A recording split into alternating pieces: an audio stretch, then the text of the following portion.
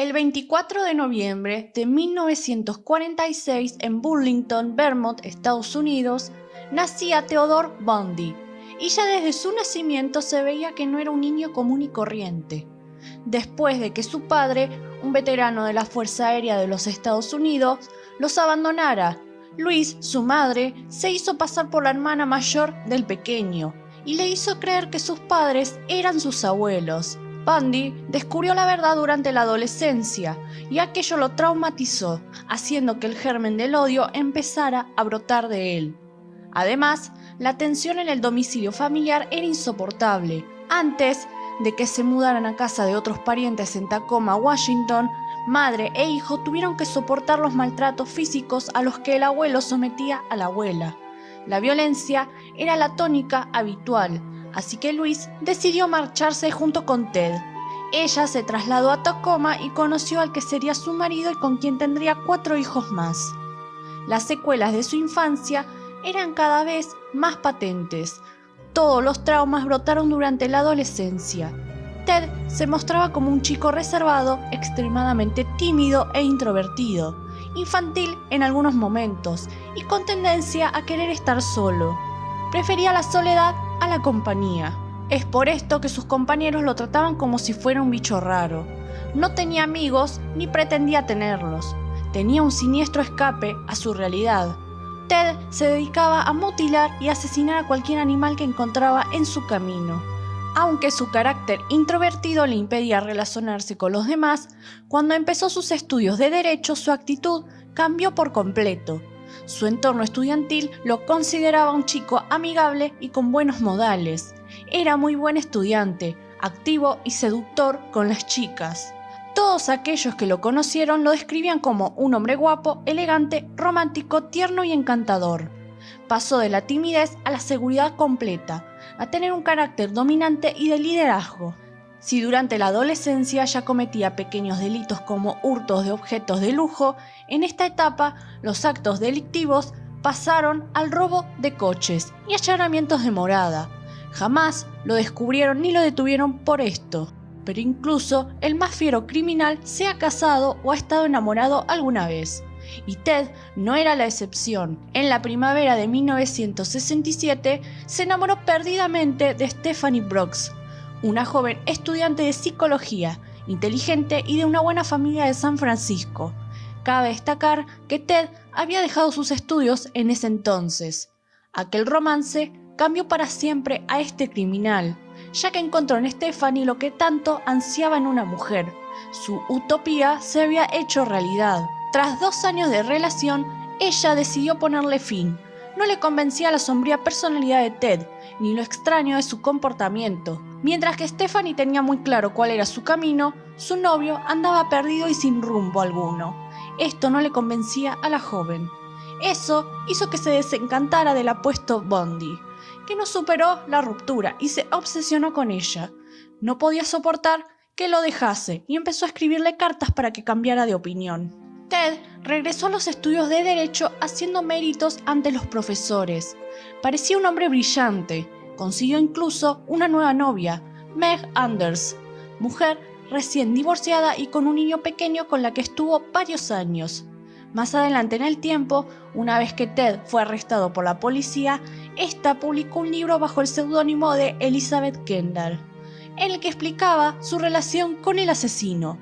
A lo largo de sus páginas, narraba cómo, en el momento de mantener relaciones y para llegar al punto máximo de placer, Ted le pedía que se quedase completamente quieta, que fingiese estar muerta. Esa era la única manera que tenía de alcanzar el clímax. Pero retomemos la historia de Ted. Durante su graduación en la Facultad de Derecho, Bundy llegó a decir que veía en la abogacía una respuesta a la búsqueda del orden. Hasta formó parte de la campaña republicana para reelegir al gobernador de Washington. Sin embargo, a pesar de su dura infancia y hechos que lo volvieron agresivo, fue una casualidad lo que despertó el instinto asesino del joven. Durante un viaje a California en 1973, se reencontró con su antigua novia Stephanie. Ella volvió a caer enamorada de él, pero cuando parecía que todo volvía a la normalidad, Ted decidió poner punto final a la historia. Aquel suceso despertó al asesino que llevaba dentro. así que decidió desquitarse con su primera víctima, que fue la joven Johnny Lenz, de 18 años, a quien asaltó en la habitación de su residencia. La golpeó brutalmente con un objeto metálico y la penetró con un trozo de madera que había arrancado de la cama. Logró sobrevivir, pero con daños cerebrales irreversibles. No transcurrió un mes del primer crimen cuando en el mismo campus secuestraron a otra joven. Aunque en la habitación había signos visibles de sangre, sus restos aparecerían descuartizados un año después en un bosque cercano. En su declaración, Bundy describe en tercera persona qué le habría sucedido posiblemente a Linda Ann Healy, de 21 años. Aquella noche, hablaba como si otra persona hubiera cometido el crimen y no él. Durante los meses siguientes, multitud de chicas continuaron desapareciendo sin dejar rastro. Siempre eran jóvenes universitarias, de piel blanca, atractivas, cabello negro y peinadas con raya en el medio. Estas compartían siempre esos rasgos en común.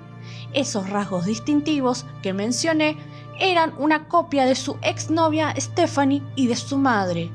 La técnica que empleaba era simple. Aprovechaba su carisma y atractivo físico, se colocaba el brazo en cabestrillo y se paseaba alrededor de alguna de sus víctimas, sujetando con el otro brazo una pila de libros que intencionalmente dejaba caer. Entonces, las chicas no dudaban en ayudarlo a recogerlos e introducirlos en su vehículo. Él, agradecido, les pedía que lo acompañasen a tomar algo para recompensarlas. La mayoría cayó en su trampa. Incluso hubo algunas que condujeron su coche. Pocas salieron corriendo. Con el fin de cometer un crimen que no se asociara con sus otros crímenes, el asesino decidió cambiar los escenarios y viajar a través de los Estados Unidos. De esa manera, recorrió Washington, Utah, Colorado y Florida, dejando atrás multitud de raptos y asesinatos. El modus operandi empleado por el asesino siempre era el mismo. Secuestraba a sus víctimas, las llevaba a un lugar seguro para no correr riesgos, las estrangulaba hasta que fallecían y una vez muertas, las sodomizaba con algún objeto contundente o incluso con su propio miembro, mientras mordisqueaba sus cuerpos. La policía comenzó a relacionar todos los asesinatos. Algunos testigos describieron el físico de Ted, pero se hacía imposible encontrarlo, ya que cambiaba continuamente de aspecto. Modificaba su peinado, se dejaba la barba o se afeitaba. Además, sus rasgos físicos no llamaban demasiado la atención, por lo que no levantaba sospecha alguna. Por otra parte, las investigaciones revelaron que en todos los crímenes se había utilizado el mismo coche, un Volkswagen de color blanco, pero fue el retrato robot elaborado entre los oficiales de Utah y de Washington lo que puso en el buen camino a la policía. Una amiga de la novia de Ted, Meg Anders, identificó dicha imagen con la del asesino. El parecido del retrato robot con él era asombroso, y se comprobó que muchos de los detalles del caso también apuntaban a él. La novia se percató que tanto el hombre buscado como Ted conducían el mismo coche y que él en su casa tenía muletas y escayola, así que llamó de forma anónima a la policía contándoles lo sucedido. Sin embargo, a pesar de contrastar toda la información, cuando los testigos vieron su foto, dudaron de que Bundy fuese el verdadero criminal. La policía había estado a un paso de capturarlo, pero prefirió seguir otras pistas.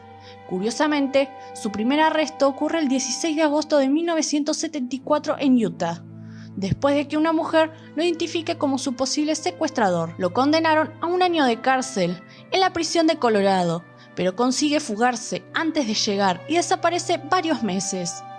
En este tiempo, siguió consumando más crímenes y empezó a cometer errores. Se volvió descuidado porque ya no asaltaba a sus víctimas al caer al sol, sino también durante el día. De hecho, su poder de seducción cayó, y muchas de ellas salían corriendo al ver su extraño comportamiento. Algunas sirvieron como testigos relevantes durante el juicio. El 8 de noviembre de 1974, todo cambió para Ted Bundy, cuando tras elegir en una tienda de libros a su próxima víctima, Carol Darronch, se hizo pasar por un oficial de policía. La persuadió para que se subiera al coche con la excusa de que habían intentado robarle, y durante el trayecto inició un forcejeo con ella. El asesino intentó esposarla, pero la muchacha logró deshacerse de él y saltó del coche. Bundy bajó del automóvil, pero la joven le propinó una fuerte patada en los genitales y salió corriendo salvando su vida. Tal era su sed de sangre que unas horas más tarde, Ted decidió buscar otra víctima. No encontraron el cadáver, pero sí las llaves de las esposas que previamente había utilizado con Carol. El círculo se estrechaba. Las pistas del coche y el testimonio de la superviviente resultaron determinantes, pero tuvieron que pasar casi 9 meses hasta que el 16 de agosto de 1975 un guarda de seguridad parase a Bundy mientras merodeaba por una zona residencial. Durante el registro del coche encontró unas esposas, una piqueta, una media, un pasamontañas, varios metros de cuerda y trozos de una sábana blanca. La policía acababa de dar con el agresor de Carol. En los siguientes 3 meses, las autoridades investigaron en profundidad la vida de Bundy y tomaron declaración a varios de los testigos, incluida su expareja Elizabeth Kendall. Tras su arresto, el 23 de febrero de 1976, comienza el juicio contra Ted por intento de secuestro con agravantes.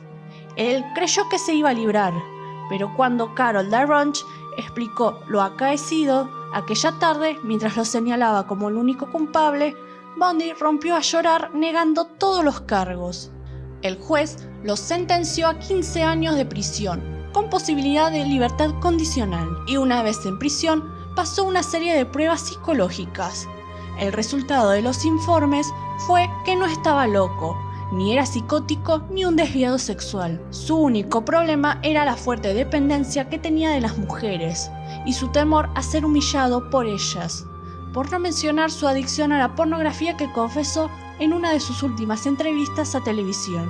En abril de 1977, Ted se preparaba para un nuevo proceso y lo trasladan al condado de Garfield, donde decide defenderse a sí mismo. Su verdadera estrategia era escapar, y así lo hizo. Durante varios días estuvo desaparecido, pero lograron capturarlo. Sin embargo, volvió a fugarse, esta vez a Florida.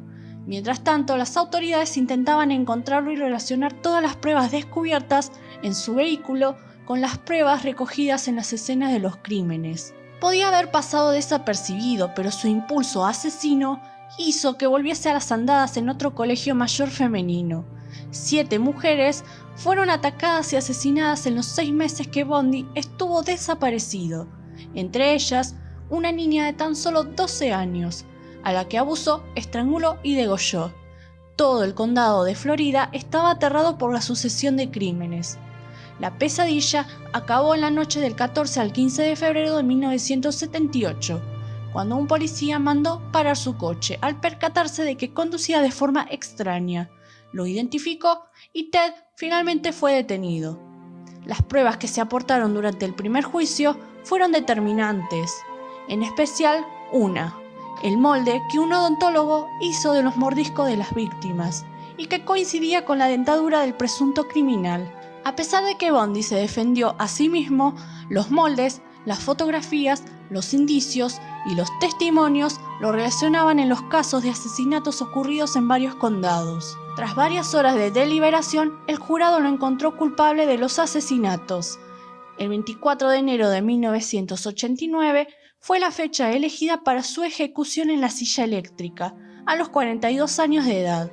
Hasta entonces, Ted lo había intentado todo para salvarse, y tras fracasar, decidió confesar todos sus crímenes. Nosotros, los asesinos en serie, somos sus hijos, somos sus maridos, estamos en todas partes, y morirán más hijos suyos mañana. Esta fue la última frase de Ted. Su última voluntad fue ir al baño para evitar hacer sus necesidades encima y ver a un sacerdote. Y así acababa la historia del asesino en serie más famoso de los Estados Unidos. Basically, I was a normal person. I wasn't some guy hanging out at bars or a bum.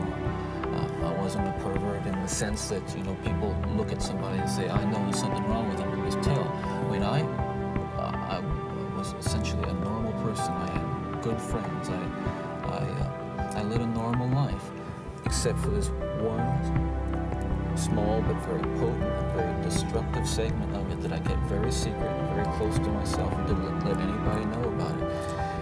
And part of the shock and horror for my dear friends and family years ago when I was first arrested was that there was no clue. They looked at me and they looked at the all-American boy. And it happened in stages, gradually. It doesn't necessarily, not to me at least, happen overnight. My experience with, I'd say pornography generally, but with pornography that deals on a violent level with the sexuality, is that once you become addicted to it, and I look at this as a kind of addiction. Like an addiction, you keep craving something which is harder, something which gives you a greater sense of excitement. Until you reach the point where the pornography only goes so far. You reach that jumping off point where you begin to wonder if maybe actually doing it will give you that which is beyond just reading about it or looking at it. Si les gustó el video, denle like y compártanlo con sus amigos. Eso me ayudaría mucho a crecer. No olvides seguirme en Facebook y nos vemos en el próximo video.